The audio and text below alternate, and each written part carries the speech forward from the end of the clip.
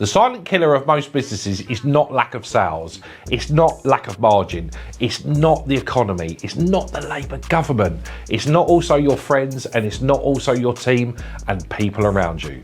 Follow my video and I'll explain what 80% of small businesses are getting killed with right now. Hi, I'm Michael from MDH Accountants and Business Growth Advisors. If you like this video, click the bell and subscribe to make sure you don't miss out on any of our tips and tricks and content that is designed to help you and your business. The biggest business killer is poor cash flow. But stop, before you think you say, oh God, I've heard this before, let's get down into the real reasons on why poor cash flow is killing businesses. Profitable on paper, but broke in reality. Now this can happen in a few ways. One, it could be just the accounts are completely wrong. So what you think that's coming from your accounting system or on your accounts is profitable, but actually it's a loss because the records are just not good enough. The second one is you've sold a load of goods and services, you've invoiced your clients and they are not paying you. So you will have a profit. Sometimes it's quite lean where your margin is uber tight and you're getting all this stuff out the door and no one's paying you. It's staying in their bank account instead of yours. This is a real problem that happens a lot, and this is killing a lot of small businesses in the market today. The dangerous gap between invoicing and payment. So if you invoice a customer and you've got it on credit terms, you will have a gap before they pay you. And normally when you look at businesses, that gap's normally extended. So you need to make sure within your business you are funding the black hole. And that in layman's terms is where money is sitting in your customer's bank account when it should be sitting in yours. Now it's quite easy to go into the trap, oh, I can't chase them because they'll get offended with it without doing work.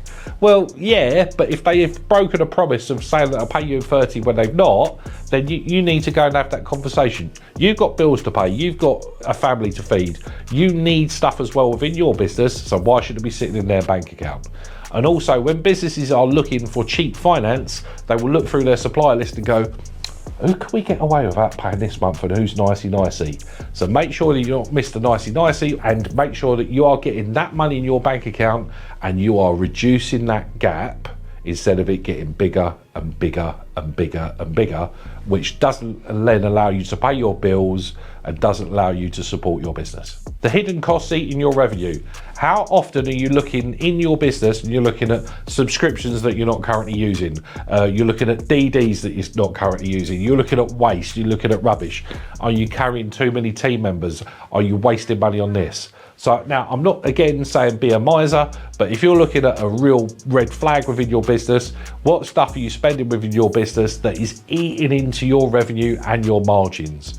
Because if you can cut out a load of waste without reducing value, you will be winning in your business straight away. So this was a real example. This was a business that came along that had seen massive growth. They'd grown to way over 5 million quid and they'd done that really, really quickly. In essence, they'd done it really, really quickly by not pricing properly. And what they did was they were going, yeah, we've got all this lovely turnover, but they were really busy fools. In their industry, the gross margin should be around 30%. They were on 10. So even on £1 million, you're looking at a good chunk of change that they were leaving on the table. When you're looking at multi-millions as well, it was even more money that were leaving on the table. Busy fools. Now their payment terms were a really odd number as well. They were 20 days, where normally you get a month, but their customers were paying them after 60 days as well. So number one, they were getting a really rubbish margin. Number two, their customers were paying them a lot later. So what we look to do from there is put in a really cool credit control procedure to make sure that we collected the money quicker, ironed up the terms of the contract. We even changed it where we were taking deposits up front for the work, which basically moved that massive black hole a lot further forward. Also, the bane of every private business, and I think the hardest part is always pricing. That in my mind is one of the two hardest things in business, and we made sure that they price properly. The way that you price properly is you demonstrate value, you also look at what you're doing, because they were given a fairly premium service at a mid-range price. So their prices had to change. When you change the price of a business and you don't lose any customers, you don't increase any overhead, that goes straight on the bottom line. So that increased them massively. They were also carrying way too many admin team members for the work that they were doing. So again, no one likes to do this, but if they were complete waste and the company was going to fail, we had to rationalise that process. And also, when you go through and do any type of expenditure audit, without being an absolute miser. You can normally cut around 10-20% if it's been unloved for a long time without going too turbo on it. So when you look at all these changes that we made into this business, it turned a very average, hardworking and painful business for the business owner into something that they were then truly proud of.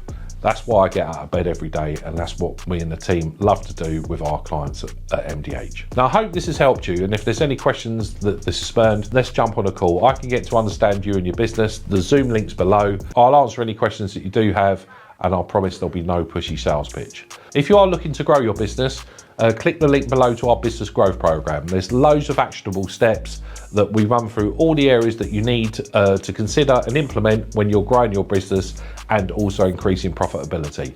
We'd love to see you on that today.